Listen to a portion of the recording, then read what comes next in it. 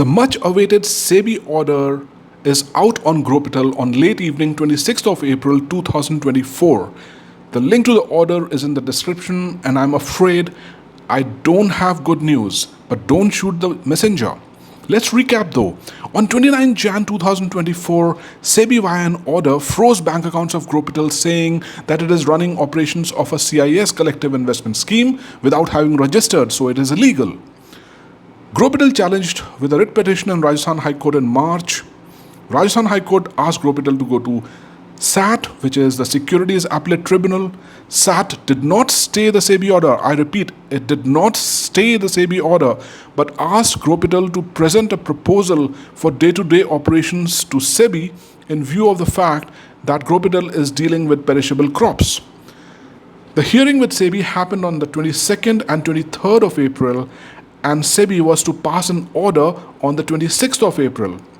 All of us waited with bated breath to see what the order would be, and now the order is out.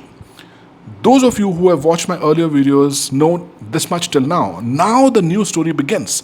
So what exactly happened in the hearing on the 22nd and the 23rd of April 2024? Yes, Growpital presented a plan of how they would utilize the funds for the day-to-day operations after unfreezing of their accounts. They also wanted the bank accounts of the firm and their own personal bank accounts unfrozen. Personal accounts, because otherwise how would they eat and pay for their lawyers? And the firm accounts so that they could run day-to-day operations and save the crops. However, SEBI in the hearings, and this is important, SEBI wanted Growpital to tell them why they are not a CIS. In legal parlance, they wanted to discuss on the merits of the case based on their earlier order. Growpital, on the other hand, in the hearings on 22nd and 23rd, just wanted to discuss the proposal part as was mentioned by SAT. SEBI, however, considered that the argument of CIS violation was inextricably linked to the proposal of the day-to-day operations, but Growpital did not agree to that and presented only the proposal for the day-to-day operations. This was a huge bone of contention between SEBI and Growpital in their hearings on the 22nd and the 23rd of April. So now let's come to the order itself. The order is 53 pages long, and it took me some time to read. But it does read like a detective novel, especially if you're a Growpital investor. It can roughly be divided into 4 parts. The first 21 odd pages give the background of the whole case.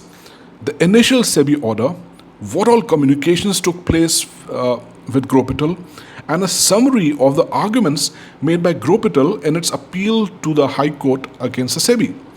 In particular, what were Growpital's arguments regarding why it cannot be considered that it is a CIS, why its bank accounts should be unfrozen, and how SEBI does not have jurisdiction on this case. The next 21 pages is a point-by-point rebuttal by SEBI of Growpital's arguments. SEBI seems to have really ripped apart Growpital's arguments, clearly establishing that it was indeed acting like a collective investment scheme or CIS. The discussion on its proposal for day-to-day operation could not be delinked with the legality of the act of obtaining the funds by Growpital. SEBI also defended the role, interestingly, of a SEBI officer who was apparently injected as a decoy investor into Growpital.